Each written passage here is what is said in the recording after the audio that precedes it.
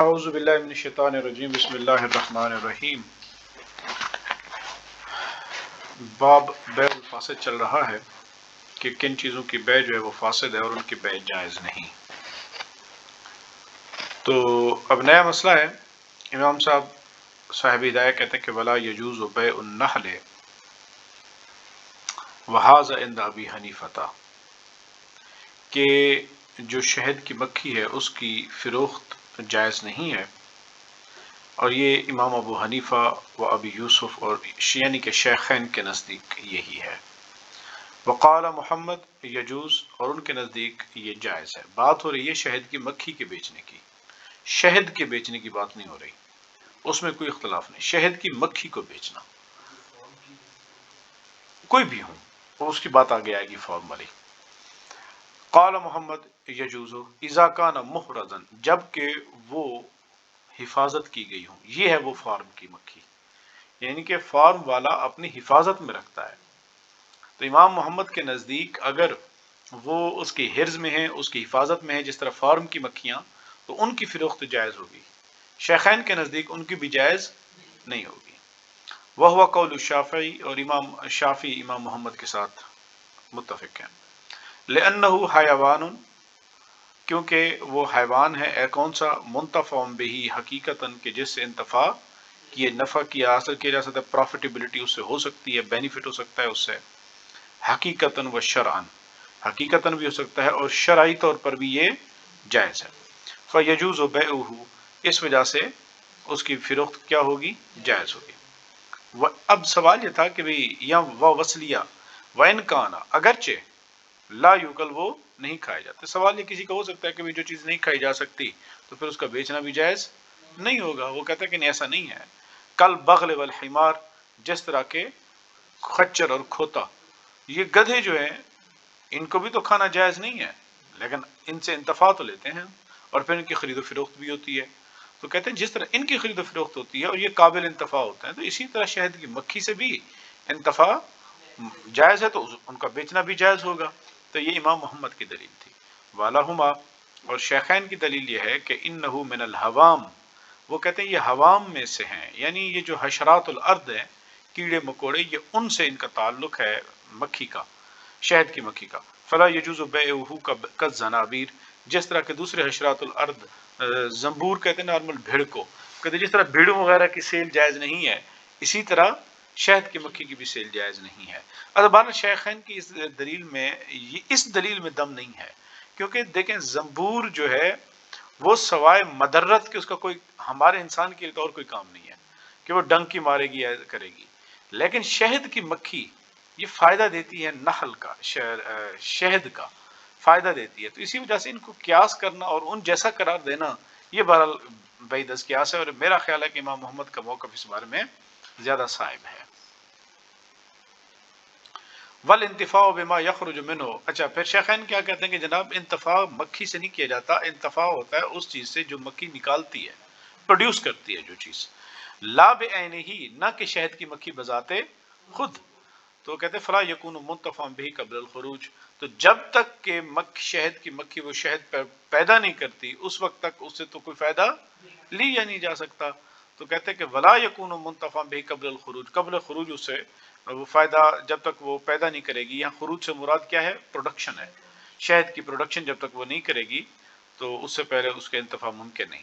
حتی لو باع کوارۃ فیہا اصل بما فیہ من النحل یجوز طبعا لہ، تو وہ کہتے ہیں کہ ہاں، حتیٰ کہ اگر شہد کی مکھی کا جو چھتا بناتی ہے اور اس کے اندر شہد ہوتا ہے، اگر اس شہد کے چھتے کو بیچ دیا اور اس کے ساتھ مکھیاں چلی گئیں تو پھر تو بیع جائز ہو جائے گی۔ اب یہاں پر وہ یہ بات کہتے ہیں کہ دیکھا، یہاں پر تباً مکھیوں کی اجازت ہوئی ہے، اگر مکھیوں کی فی نفس ہی بیع کی اجازت ہوتی تو تباً بیچنے کا کیا فائدہ، پھر تو اس کو الگ کر کے بیچ دیتے۔ اچھا، اس دلیل میں بھی دم نہیں ہے۔ بعض اوقات آپ یہاں پر کہنا یہ چاہتے ہیں کہ بھی تباً شاید وہ مال نہیں ہے، شہد کی مکھی مال نہیں ہے تو بیچا بھی نہیں جا سکتا، تو تباً اس کو بیچا گیا، اسی وجہ سے اس کا مطلب ہے کہ بھی وہ مال نہیں تھی۔ اب یہ کہنا کہ بھئی جناب اگر یہ مال ہوتی یا بیچنے والی چیز ہوتی تو تباً تو اس کو فروخت نہیں ہونی چاہیے، الگ فروخت کرتے، یہ بھی دلیل نہیں ہے۔ بعض اوقات ایسا ہوتا ہے کہ بندہ ایک چیز بیچ رہا ہوتا ہے اور ساتھ میں اس کے تبن ضمناً کوئی اور چیز بھی دے دیتا ہے اور وہ چیز بھی مال ہوتی ہے، تو لہذا یہ دلیل بھی کوئی وزنی دلیل نہیں ہے۔ قضا ذکر الکرخی، جس طرح کے امام کرخی نے اس کے تذکرہ کیا، تو یہ دلیل تھی شیخین کی، لیکن بہرحال وزنی دلیل کن کی ہے؟ امام محمد کی ہے۔ اور اس وقت ہمارا جو عرف ہے وہ بھی کس کے اوپر ہے؟ وہ امام محمد حسن شیبانی کے اوپر ہمارا عرف ہے۔ ولا یجوز بیع دود القز عند ابی حنیفہ، اسی طرح امام ابو حنیفہ رحمۃ اللہ علیہ کے نزدیک جو ریشم کا کیڑا ہے اس کی بیع بھی جائز نہیں ہے، لأنه من الحوام، دلیل وہی ہے کہ یہ حشرات الارض میں سے ہے۔ وعند ابی یوسف، امام ابو یوسف وہ کہتے ہیں کہ یجوز اذا ظہر فیہ القز تبعا لہ، وہ کہتے ہیں کہ اگر ریشم کے کیڑے کے ساتھ ساتھ ریشم بھی ظاہر ہو چکا ہو تو پھر ریشم کے ساتھ ساتھ کیڑے کی بیع بھی کیا ہو جائے گی؟ تبن جائز ہو جائے گی۔ امام ابو حنیفہ کیا فرماتے ہیں؟ وہ تو کہتے ہیں کہ بالکل ہی جائز نہیں ہے، لیکن امام ابو یوسف کہتے ہیں کہ ریشم کے کیڑے کے ساتھ ریشم کی ظاہر ہو جائے تو پھر جائز ہے۔ وَعِنْدَ محمد یجوز کیف ما کان لکونہ منتفعا بہ، وہ کہتے ہیں جائز ہے خواہ ریشم کے کیڑے کے ساتھ ریشم ظاہر ہوا ہو یا نہ ہوا ہو، دونوں صورتوں میں، کیونکہ منتفعا بہ، کیونکہ اسے انتفاع حاصل کیا جاتا ہے۔ ولا یجوز بیدہ عند ابی حنیفہ وعندہما یجوز، اسی طرح امام ابو حنیفہ فرماتے ہیں، امام ابو حنیفہ کے نزدیک صاحبین اپنا امام صاحب ہدایہ کہتے ہیں کہ امام صاحب کے نزدیک ریشم کے کیڑے کے انڈے کی بیع بھی جائز نہیں، ریشم کے کیڑے کے انڈوں کی بھی بیع جائز نہیں، صاحبین کہتے ہیں کہ بھی جائز ہے۔ کس لیے؟ لمقان الضرورہ، جو کہ یہاں پر دو ضرورہ ہے، کیونکہ جب تک ان کے انڈے نہیں ہوں گے تو ریشم نہیں ہوگا، ریشم کا کیڑا نہیں آئے گا تو پھر ریشم نہیں بنے گا، تو پھر ریشم تو لوگوں کی ضروریات ہوتا ہے، ضرورت میں آتا ہے، اسی وجہ سے کہا کہ بھئی یہاں پر ضرورت کا قاعدہ کے تحت ہم کہتے ہیں کہ جناب یہ بیع کیا ہوگی؟ جائز ہوگی۔ وکیل ابو یوسف مع ابی حنیفہ کما فی دود القز، وہ کہتے ہیں کہ امام ابو یوسف دود القز کے معاملے میں جس طرح امام ابو حنیفہ کے ساتھ ہیں، اگرچہ مکمل طور پر امام صاحب کے نہیں تھے، لیکن انہوں نے اتنی بات ضرور کرتی کہ تبان جائز ہوگی ورنہ جائز نہیں ہوگی، اسی وجہ سے۔ والحمام اذا علم عددها، والحمام، یہاں ایک اور مسئلہ ہے، یہ دوسرا مسئلہ ہے، اور وہ کہتے ہیں کہ اسی طرح کبوتروں کی بیع، کہ جب ان کا عدد بھی کیا ہو، معلوم ہو کہ کتنے کبوتر ہیں، وامکن تسلیمها، اور ان کا حوالے کرنا بھی کیا ہو، ممکن ہو، جاز بیعها، تو ان کی بیع کیا ہو جائے گی؟ جائز ہو جائے گی، لأنه مال، کیونکہ ایک تو وہ مال ہے، اور دوسرا کیا ہے؟ مقدور التسلیم، کہ وہ تسلیم اس کو حوالے کرنے کے اوپر بھی وہ قدرت رکھتا ہے۔ ولا یجوز بیع الآبق، اب بھاگا ہوا غلام ہے، غلام بھاگ چکا ہے، وہ کہتا ہے کہ اس بھاگے ہوئے غلام کی بیع جائز نہیں، لنہی النبی علیہ الصلوۃ والسلام، چونکہ حضور نبی رحمۃ اللہ علیہ وسلم سے کیا کیا؟ منع فرمایا، انہ، اس سے، ولأنہ لا یقدر علی تسلیمہ، کیونکہ بیچنے والا جو ہے بائع، وہ قادر ہی نہیں ہے اس کو حوالے کرنے پر، بیچ تو دے گا، وہ تو بھاگ گیا ہوا ہے، گاڑی چوری ہو گئی ہوئی ہے، گاڑی چوری ہو گئی، آپ کیسے اس کو بیچیں گے؟ کیونکہ آپ حوالے نہیں کر سکتے، تو اسی وجہ سے وہ کہتے ہیں کہ یہ نہیں ہو سکتا۔ الا ان یبیعہ من رجل، الا یہ کہ، مگر ایک صورت بنتی ہے کہ بائع جو ہے اس کو ایک ایسے آدمی کی طرف بیچ دیتا ہے ہاتھ، زعم، جس کے بارے میں وہ یہ گمان کرتا ہے کہ انہ عندہ، کہ غلام اسی کے پاس ہے، فروخت کہتا ہے کہ جس کو فروخت، بائع جو ہے ایک مشتری کو بیچ رہا ہے، اور بائع کو یہ پتہ ہے کہ بھئی یہ غلام تو اسی کے پاس ہے، اور بعد میں بائع اسی بھاگے ہوئے غلام کو اس کے ہاتھ پہ کیا کرتا ہے؟ بیچ دیتا ہے، تو اب کیا یہ بیع جائز ہوگی کہ نہیں ہوگی؟ وہ کہتے ہیں کہ بھئی زعم انہ عندہ، یہ بیع جائز ہو جائے گی، لأن المنہی بیع آبق مطلق، چونکہ جو منہی ہے، چونکہ جو نہیں ہے حدیث کی بیع آبق کی، وہ کیا ہے؟ وہ مطلق ہے، وہو ان یکون آبقا فی حق المتعاقدین، اور وہ یہ ہوتا ہے کہ بھی متعاقدین کے حق میں وہ بھاگا ہوا ہو۔ اب دیکھیں حدیث میں آیا کہ آبق کی بیع، اب آبق کون ہے؟ بھئی نہ تو وہ بائع اس کے اوپر تسلیم کرنے، حوالے کرنے کے قابل ہے، نہ مشتری اس کے اوپر حوالہ لینے کے قابل ہے، قبضہ لینے کے قابل ہے، تو اسی وجہ سے وہ دونوں کے حق میں کیا ہے؟ آبق ہے۔ وہذا غیر آبق فی حق المشتری، لیکن جس سیل میں کیس میں وہ یہ کہہ رہا ہے کہ بھی میرا غلام اس کے پاس ہے اور پھر وہ اس کو بیچتا ہے، تو وہ کہتے ہیں کہ بھی وہ آلریڈی اس کے قبضے میں ہے، ٹھیک ہے، اس کا مطلب ہے کہ یہاں پر غلام جو بھاگا ہوا ہے وہ دونوں کے حق میں بھاگا ہوا نہیں ہے، وہ صرف بائع کے حق میں بھاگا ہوا ہے، لیکن مشتری کے حق میں بھاگا ہوا نہیں ہے. تو حدیث کی جو نہیں وارد ہوئی تھی وہ اس پر ہوئی تھی کہ جہاں پر بے کا اباق دونوں کے حق میں ہو. تو وَلِأَنَّهُ إِذَا كَانَ عِنْدَ الْمُشْتَرِي انتفى الْإِجْزُ، وہ کہتا ہے کہ جب مشتری کے پاس وہ موجود ہے تو انتفى الْإِجْزُ عن التسلیم، تو اجز عن التسلیم تو فوت ہو گیا، یعنی کہ اب وہ حوالے تو آلریڈی ہے. وَهُوَ الْمَانِعُ، اور جبکہ مانے بھی یہی اجز تھا. اب اجز معدوم، مانے معدوم تو ممنوع بھی معدوم. تو ثم لا يصير قابضا، تو پھر وہ کہتے ہیں کہ مشتری جو ہے وہ قابض نہیں ہوگا بمجرد العقد، صرف عقد کرنے سے قابض نہیں ہوگا. اذا كان فی یدہ، جب وہ اس کے آلریڈی قبضے کے اندر ہوگا. اچھا، اب وہ کہتے ہیں کہ دیکھیں وکان اشہد عند اخذہ، یہاں پر اس نے کہا کہ مشتری نے بھی، اب سوال آیا کہ مشتری کے قبضے میں وہ غلام کیسے آیا. اس کی دو صورتیں ہو سکتی ہیں. ایک تو جب مشتری کے قبضے میں غلام آیا، مشتری نے غلام کو پکڑ لیا تھا اور لوگوں کو گواہ بنا لیا کہ بھئی گواہ بن جاؤ، میں اس غلام کو پکڑ رہا ہوں اس نیت کے ساتھ کہ میں اس کو اس کے آقا کے پاس لوٹا دوں گا. اس نے یہ گواہ بنا لیا.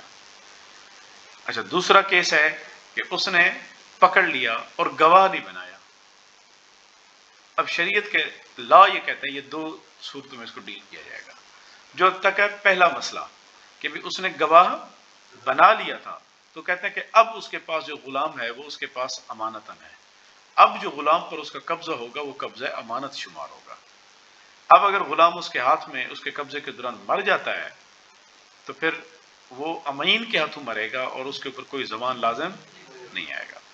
اچھا، لیکن اگر دوسرا کیس ہے کہ بھی اس نے گواہ نہیں بنایا تھا، تو وہاں پر کیا ہوگا؟ وہ کہتے ہیں اگر گواہ نہیں بنایا تھا تو پھر یہ ایسے ہی اس کا قبضہ شمار ہوگا جیسے کسی غاصب کا قبضہ ہو، جیسے کسی غاصب کا قبضہ ہو. تو کہتے ہیں اب غاصب کا قبضہ زمان کا قبضہ ہوتا ہے، غاصب کا قبضہ زمان کا قبضہ ہوتا ہے. تو اس وجہ سے وہ کہتے ہیں کہ بھئی ہم یہاں پر کہیں گے کہ یہ قبضہ اس کا. اب یہ دونوں بات ذہن میں آ گئی نا، اب مسئلے کو سمجھتے ہیں. اب وہ کہتے ہیں کہ بھئی اجز عن التسلیم تو ختم ہو گیا چونکہ مشتری آلریڈی قبضے میں رکھتا ہے. اب قبضے کی بات آئے گی. کیا وہ کہتے ہیں کہ بھئی اب بے ہو گئی، ایجاب و قبول ہو گیا. اب آتی ہے بات ایجاب و قبول کے بعد سمن پر قبضہ کرنے کی اور مبی پر قبضہ کرنے کی. لیکن مبی تو آلریڈی مشتری کے پاس ہے. تو کہتے ہیں کہ کیا مشتری تجدید قبضہ کرے گا؟ کیونکہ مشتری نے ابھی قبضہ ہی نہیں کیا. عقد کا قبضہ تو عقد کے بعد ہوگا، لیکن مشتری اس کے پاس پہلے ہے. تو کہتے ہیں کیا مشتری کے پاس جو پہلے قبضے میں ہے اس قبضے کو ہم بے کے قبضے کے قائم مقام کر لیں گے؟ اس کے اوپر وہ کہتے ہیں لا یسیر قابضا، کہ وہ کہتے ہیں کہ جو مشتری ہے اگرچہ اس کے قبضے میں ہے لیکن وہ قبضہ اس کا نہیں تصور ہوگا بے مجرد العقد، ایجاب و قبول کرنے سے صرف وہ قابض شمار نہیں ہوگا. کب؟ اذا کان فی یدہ، جب وہ اس کے ہاتھ قبضے میں ہو. وکان اشہد عند اخذہ، اور اس غلام کو پکڑتے وقت اس نے کیا بنا لیے تھے؟ گواہ. جو کہ جب گواہ بنائے تو لأنہ امانت عندہ، تو اس نے جب قبضہ کیا تو قبضہ امانت تھا، قبضہ امانت تھا. اور قبضہ امانت قبضہ دمان نہیں ہوتا، لیکن بے کا قبضہ دمان ہوتا ہے. تو کہتے ہیں کہ بھی یہ تو بے کا قبضہ ہی نہیں ہے، تو اس لیے کیا کرنا پڑے گا؟ وقبض الامانت لا ینوب عن قبض البے. وہ کہتے ہیں کہ قبضہ امانت کبھی بھی قائم مقام نہیں ہو سکتا قبضہ بے کے. ولو کانا، اچھا تو وہ کہتے ہیں قائم مقام نہیں ہو سکتا، اسی وجہ سے اس کو دوبارہ کیا کرنا پڑے گا؟ قبضہ کرنا پڑے گا. ولو کان لم یشہد، اور اگر اس نے گواہ نہیں بنایا تھا. یجب ان یسیر قابضا، اب لازم ہے کہ وہ آلریڈی قابض شمار ہوگا. کیوں؟ کیونکہ قبضہ غصب تھا. قبضہ غصب بھی قبضہ دمان ہوتا ہے، قبضہ بے بھی قبضہ دمان ہوتا ہے. لہذا قبضہ غاصب وہ قبضہ بے کے قائم مقام ہو جائے گا. اب بات سمجھ میں آ گئی. لأنہ قبض غصب ولو قال ہوا اندا. اچھا، اب مسئلہ ایک اور مسئلہ آ گیا. یہ بات ختم ہو گئی قبضے کی.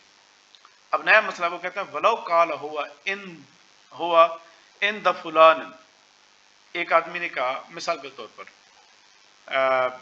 امتیاز صاحب صفدر کو کہہ دیتے ہیں کہ بھی تمہارا ایک غلام جو بھاگ گیا ہوا ہے وہ عمیر کے پاس ہے، تو تم اپنا وہ غلام مجھے بیچ دو. تو کہتے ہیں کہ صفدر اب یہ والی بات وَلَوْ قَالَ هُوَ عِنْدَ فُلَانٍ فَبِئْهُ مِنِّي، تمہارا ایک غلام جو ہے فلاں کے پاس ہے، پس تو اس غلام کو مجھے بیچ دے. کہتے فَبَاعُ، اور اس نے اس کو بیچ دیا، تو لا یجوز، جائز نہیں ہوگا. وجہ کیا ہے؟ دیکھیں خریدنے والا کون ہے؟ امتیاز. غلام کس کے پاس ہے؟ عمیر کے پاس. بیچنے والا کون ہے؟ صفدر. تو کہتے ہیں کہ اب متعاقدین کون ہے؟ متعاقدین ہے صفدر اور امتیاز. تو کہتے ہیں جو غلام بھاگا ہوا ہے وہ متعاقدین کے حق میں بھاگا ہوا ہے، نہ تو امتیاز کے قبضے میں ہے، نہ خریدار کے قبضے میں ہے، نہ بیچ، دونوں کے حق میں آبق ہے. تو یہ تو حدیث مبارک میں ہے کہ جس شخص اس بے آبق کو نہ بیچو، یعنی کہ وہ آبق جو متعاقدین کے حق میں کیا ہو؟ آبق ہو. لا یجوز، جائز نہیں ہے، لأنہ آبق فی حق المتعاقدین ولأنہ لا یقدر علی تسلیمہ.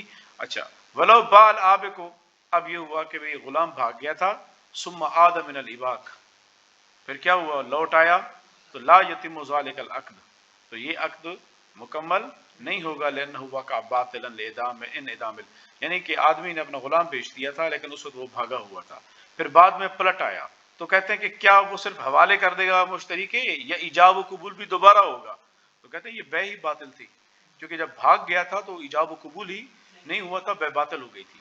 اب جب واپس آ گیا تو دوبارہ سے نئے سرے سے ایجاب و قبول کیا جائے گا، کیونکہ جب ایجاب و قبول ہوا تھا اس وقت محل بیع تھا ہی نہیں. لِانْعِدَامِ الْمَحَلِّیَّةِ كَبَيْعِ الطَّيْرِ فِی الْهَوَا، جس طرح کے اڑتے ہوئے ہوا میں اڑتے ہوئے پرندوں کو بیچنا. وَعَنْ أَبِي حَنِیفَةَ، امام صاحب فرماتے ہیں کہ أَنَّهُ يَتِمُّ الْعَقْدُ، وہ کہتے ہیں یہ عقد کیا ہو جائے گا؟